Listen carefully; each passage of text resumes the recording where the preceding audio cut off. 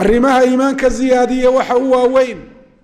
inuu qofku sameeyo wax ilaahay u jecel yahay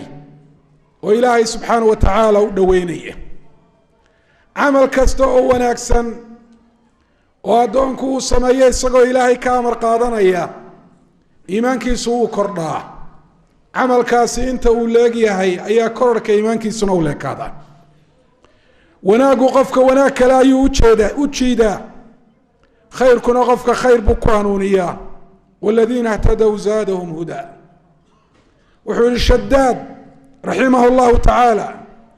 إذا رأيت الرجل في طاعة الله فاعلم أن عنده أخواتها.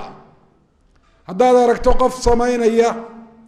wuxuu ilaahay ku adeecayo uu kaga amar qaadanayo, waxaad ogaataa kuwo kaloo wanaagsan oo wanaaggaasi la walaalaa ayuu sameeyaa.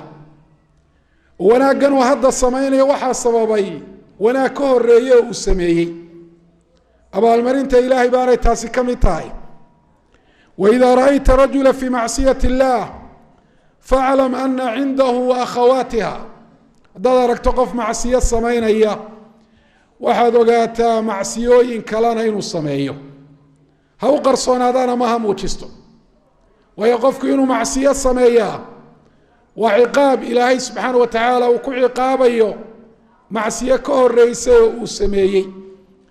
wanaagyadu way tarmaan waana isu yeedhaan, macaasida iyo xumaanuhuna waa sidaasi oo kale. ayuha almuslimuuna cibaad allah, midhaha labaadee laga faa'iido joogtaynta camalka wanaagsan iyo طaacaadka iyo khayrka waa albucdu can اlgaflati can illah wa can daari اlaakhira. qofku marka aanu samaynahayn طaacaadkii iyo cibaadaadkii khayrkii iyo acmaashii saalixa ahayd, xaaladaasi wuxuu ku jiraa mooganaan iyo dhoohanaan ilaahay subxaanahu wa tacaala uu ka dhoohan yuu kasii jeedo,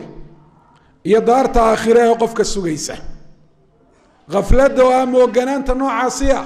waa qofku inuu galo xaaladu ilaahay ilaabay, daarta aakhiree sugaysana uu ilaabay, geeridiina aanu xusuusnayn. waa xaalad aad u xunoo ilaahay u dhaleeceeyey iyada iyo dadkeedaba. waana arrin sababta khasaaraha iyo halaagga adduunyo iyo aakhiraba. wadkur rabbaka fii nafsika tadarucan wakhiifa waduuna aljahri min alqowl bilguduwi walaasaal walaa takun min alghaafiliin. ilaahay subxaana wa tacaala wuxuu yihi rabbigaa xus adigoo adigu ismaqashiinaya, si khushuuci ku jirtana adoo ilaahay u xusaya. xuskaad ilaahay xusaysa iyo ducada iyo baryadana adoo hoos u dhiganayo dadka kale aan maqashinahayn, korna aan u qaadahayn. gelinka hor iyo gelinka dambeba ilaahay xus. walaa takun min alghaafiliin, kuwa ilaahay moogan subxaana wa tacaala ilowsaneen xusin ha ka mid noqonin. kuwaasi xaaladoodu waa xaalad xun weeye oo dhaleecaysan. addoonku inuu joogteeyo cibaadaadka oo dhami waa xus ilaahay, mid qalbiga laga sameeyo, mid lagu qowlayo, mid ay xubnuhu ku dhaqaaqaan. xanuunka noocaasi ee khaflada la yidhaahdo ayay dawo uga tahay. nebi maxamed calayhi salaatu wasalaam wuxuu inoo sheegay qofku inuu ka tago cibaadaadka iyo acmaasha saalixa iyo طaacaadku inay sabab u tahay khaflada iyo mooganaanta. ilaahay uu mooganaado, geerida uu mooganaado, daarulaakhira inuu mooganaado. waxaa kaloo taa kasoo horjeedkeeda rasuulku inoo sheegay ana almudaawamata cala طaacaati tubcid اlcabda can اlgafla. joogtaynta addoonku uu joogteeyo طaacaadka iyo cibaadaadka iyo khayrku inay addoonka ka fogeyso gaflada xanuunkaa xun ee mooganaanta la idhaahdo. faqaala calayhi الsalaaةu wasalaam fima rawaahu muslim layantahiyana aqwaam can wadcihim اljumucaat aw layakhtimana allahu calى quluubihim walayakunana min algaafiliin.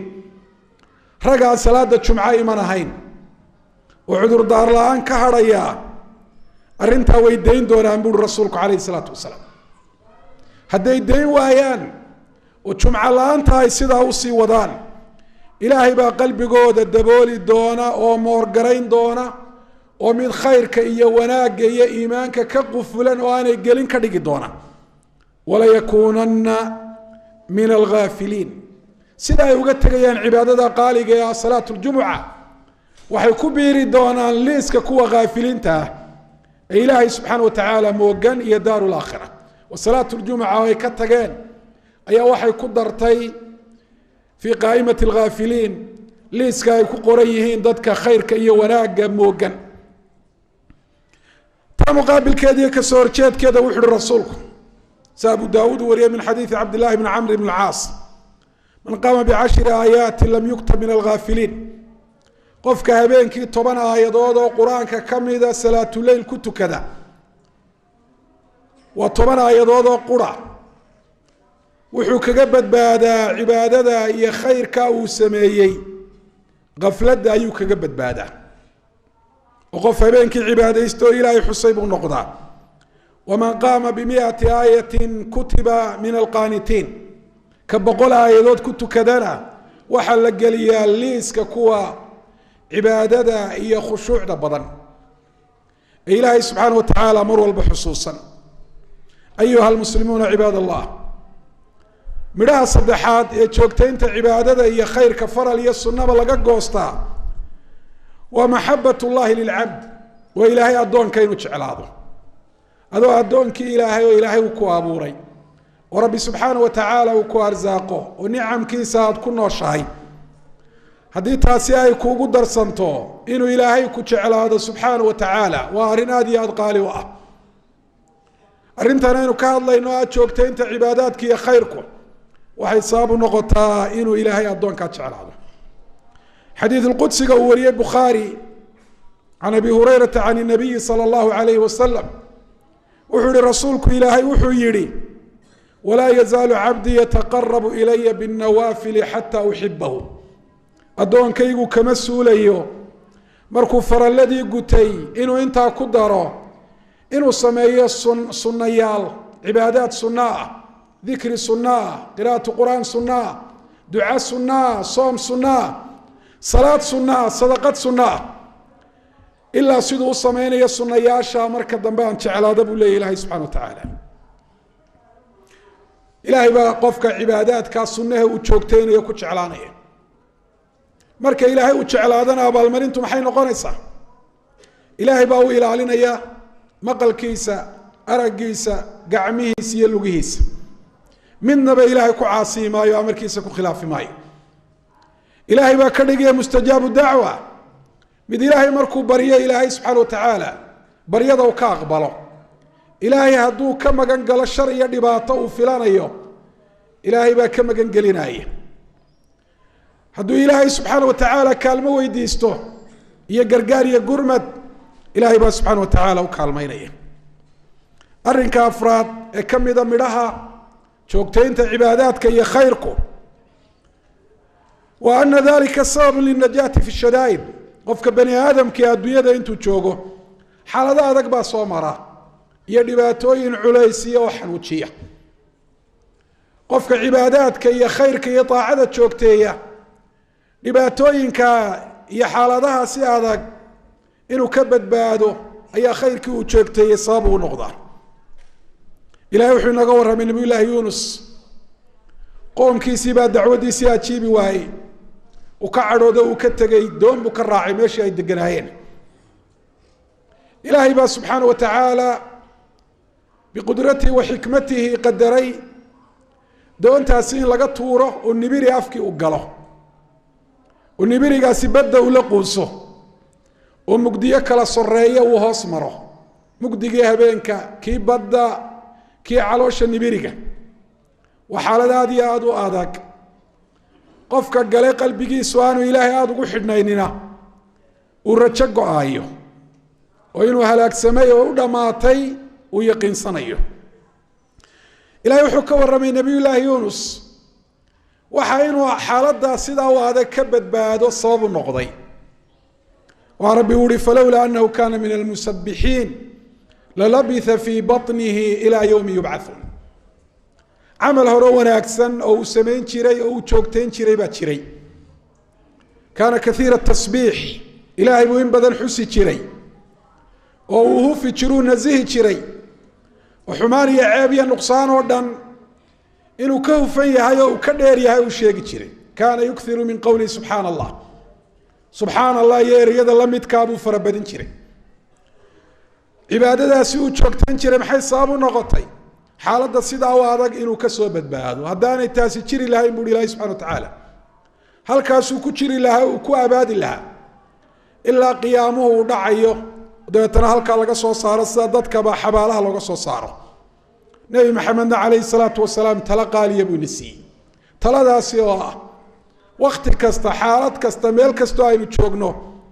inaynu ilaahay amarkiisa ilaalino iyo sharcigiisa iyo diintiisa oo addoomo ilaahay u toosan oo ka amar qaata aynu noqono waxaanu inoo sheegay taa natiijadeedu inay noqonayso inuu ilaahay innagana ina ilaaliyo oo masaa'ibta iyo dhibaatooyinka inaga ilaaliyo mara koobaad ilahay inuu diinteenna inoo ilaaliyo ilahay inuu nafaheenna inoo ilaaliyo maalkeenna iyo ubadkeenna ilahay inuu inoo ilaaliyo ixfad illaha yaxfadka ixfad illaaha tajidhu tujaahak ilaahay diintiisa iyo amarkiisa ilaali joogtee ilahay wuxuu ku abuuray uu ku diray ilahay baa ku ilaalin doona subxana wa tacaala mar allaaliyo markaad aada baahato gurmadka ilaahay oo deg dega baad heli doontaa riwaayadda axmed tacaraf ila allahi fi rakhaa yacrifka fi shidda markaad ladantaad barwaaqaysantay xoogaa tahay caafimaad qabto noloshana adduunya sida adigu isleedahay isugu kaa toosan tahay ilaahayay ku ilowsiina xaaladda ilaahay si dhaba u aqoonso garasho ay ka dhalato ilaahay inaad u khuduucdo amarkiisa qaadato ilaahay garo xaaladdu maray kugu adkaato ayaa ilaahay uu kuu gargaari doonaa arrinka shanaad ee ka mida midhaha joogtaynta cibaadaadka iyo khayrka iyo wanaaggu wa hubuutu lajri cinda alcajz qofka bani aadamkii adduunyada intuu joogo xaalad qura kuma sugnaado xaaladiisu way isbedbedelaan maanta waad caafimaad qabtaa berrina waad xanuunsanaysa maanta waad negidahay oo gurigaagi iyo baradaadii baad joogtaa berrina safar baad tahay maanta xoog baad leedahay berrina mid taag dareeye baad tahay maanta dhalinyar baad tahay berrina mid gaboobay baad tahay maanta xoolaad haysataa berrina faqiir gacan maran baad tahay intaaba cagsigeeda iyo kasoo horjeedkooduna way dhacaan addoonku marka uu ladan yahay cibaadaadka iyo wanaagga uu sameeyo marka uu ka taag dareeyo isagoo niyeysan samayntooda inuu sameeyana jecel isagoon samayn baa ajarkoodii loo qoraa waxaa bukhaari uu ku wariyey saxiixiisa can abi muusa alashcari radia allahu canh inuu yihi rasuulku calayhi salaatu wasalaam idaa marida alcabdu aw saafar kutiba lahu ma kaana yacmalu muqiima صaxiixa addoonku haddii uu xanuunsado ama uu safro oo uu socdaalo waxaa loo qaraa ajarka cibaadaadku samayn jiray markuu caafimaadka qabay laakiin maanta xanuunku uu ka hor istaagay isagoo niyeysan inuu sameeyo waxa u suurtogeli waayey cibaadada samaynteeda xanuunka amaba se safarku uu ka hor istaagay joogtayntii cibaadada ayaa midhaha noocaasi ay ka dhasheen cibaado aanu qofku hadda samaynayn haddana ajarkeeda in loo qoro abu daawuud iyo nasaa-ina waxay wariyeen can caaisha radia allahu canha inuu yihi rasuulku calayhi salaatu wasalaam maa min imri'in takunu lahu salaatu bileyl ma jiro qof salaatuleylka tukada caadadiisu ay tahay inuu salaatuleyl tukado faghalabahu calayha nowm oo dabeetana ay dhacdo habeenada qaarkood inay hurda ka xoog roonaato salaatuleylkaa sidaa ku dhaafto ilaa kataba allaahu lahu ajra salaatihi wa kaana nawmuhu sadaqa cibaadada uu joogtayn jiray ee haddaanay hurdadu la tegi lahayna uu samayn lahaaba waa loo qoraa salaaduu tukan jiray ajarkeedaa loo qoraa joogtayntiisii hore ayaa sababtaa u noqotay hurdadiisaasina waxay noqotaa sadaqada ilaahay subxana wa tacala oo ku sadaqadaystay ilaahay baynu subxaana wa tacaala weydiisanaynaa an yuciinana calى dikrihi wa shukrihi wa xusni cibaadatihi aqulu qowlii hada wastaqfir اllaha liya walakum alxamdu lilahi rabi اlcaalamiin wاlcaaqibaة lilmuttaqiin wla cudwana ila calى الظaalimiin ayuha almuslimuuna cibaad allah midhaha lixaad ee laga helo joogtaynta طaacaadka iyo cibaadaadku wa xusnu اlkhaatima وأدونك خاتمة إنه وهجاكته ونولشي سر الدنيا وشكلان إنه مالين دمان دونته إن مالين تنولشي سواي دمان أي سواي دماته isagoo ku sugan oo sameynaya amal wanaagsan iyo xaalad ilaahay raali uu ka yahay oo yawm alqiyaama marka lagu soo saaro uu ku farxo waayo rasuulku wuxuu yub'athu almaru ala ma mata alayh qof walba waxa la soo saaraya markuu dhintay sidoo ahaa iyo wuxuu sameynayay isagoo sameynaya la soo saaraya dadka qaar kood noloshoodu waxay ku khatimantahay ku gabagabowda amal wanaagsan oo ilaahay u jecel yahay ومرك يوم القيامة إلهي لجوه رجيا يكون فرحان قار كودنا نلشوا ده الدنيا وحي كودا ما تاي كوجا بجبودا عمل حن وإلهي كعريسين إياه وربي مرك يوم القيامة لجوه رجيا أدون كواديات أوجا مرجوده نهاية هو إيمان الساعة ونلشنا الدنيا مالين بجبودا بس قفك عقلي قال له وقفك كودا داله إن نلش النهاية دي جبودا وعي نقطة متفعل ومالك إلهي اللي هرجيه وكفرحه وأي صار رسول كوري إنما الأعمال بالخواتيم عمل هذا ضدك خاتمة أيها اللي يجيه وحنا شكلانا قفك الشيء تشوك تيه سيدا غالب كان ولا شيء سا كايا لغو ختمه وأي شيء قاس أي قلبي جيسو لقب صدا شيء قاونا أكسن أو تشوك تنشري أي قلبي جيسو لقب صدا marka nafta laga qaadayana shayga ayuu qofku ku hadlaa ama uu isku dayaa oo naftiisa uu ku kalifaa inuu sameeyo Abu Muhammad al-Ishbili wuxuu yiri i'lam anna su'a al-khatimati la takunu illa anna husn al-khatimati la takunu illa liman istaqama zahiruhu wa salaha batinuhu waxaad ogaataa buu yiri واعلم أن سوء الخاتمة خاتمة حمض لا تكون لمن استقام ظاهره وصلح باطنه خاتمة كما حماته قف عمل وناكسن أو موقضة صمينية قلبي سنو وناكسن هاي والتوحيد يا إخلاص تقوى لك عبسي محبة شعيل إلهي وهي وينين يحشر قلبي سو كبوح خاتمته كاولي كما حماته قف دوشي سناي خير تاي قلبي سنو وناكسن ياهي ما سمع بهذا ولا علم به تاولي قدنا لما مقل لما نو قامبوري خاتمته يا كحماته قف قلبي قاي حمان وفرضه شركي يا النفاق يا حمان يا شرشعيل قلبي سو كجرو قف حمان موقت الصمينيه هدو دوني ددك ka qarsada bee أحد كمذا علماء الإسلام أي واحد الله شاقي نين نفطه كسي بحي سؤال لقوي قل لا إله إلا الله فقال أنا كافر بها ولا إله إلا الله دبا ليري مركا صوح الشاقي لا إله إلا الله بينك كفري وعبد العزيز بن أبي الرواد وحلو بلنك أوكور قالوا محوسة من شري مركا سال ليري كان مدمن خمر مد خمر قاعد يستيبوها وخمر قاعبه فقال احذروا المعاصي فإنها هي التي أوقعته والمعاصي اسكيل عليها نينك أدرك إنسان لا إله إلا الله ديدي يضا نفطه هيك قرميصو وحميشا حندقا خاتمات وإنه كحما تصببي ومعاصي دوي ابن القيم رحمه الله تعالى وحوري كيف يوفق لحسن الخاتمة من أغفل الله قلبه عن ذكره سيدا الله وافتشنا يا خاتمة وناكسن مد إلهي سبحانه وتعالى قلبي سوكتشاديي حسك إلهي عبادته واتبع هواه وكان أمره فرطا والنفتي الصيد عاشهاي الشرع إلهي خلاف صن الراعي فبعيد من قلبه بعيد من الله غافل عنه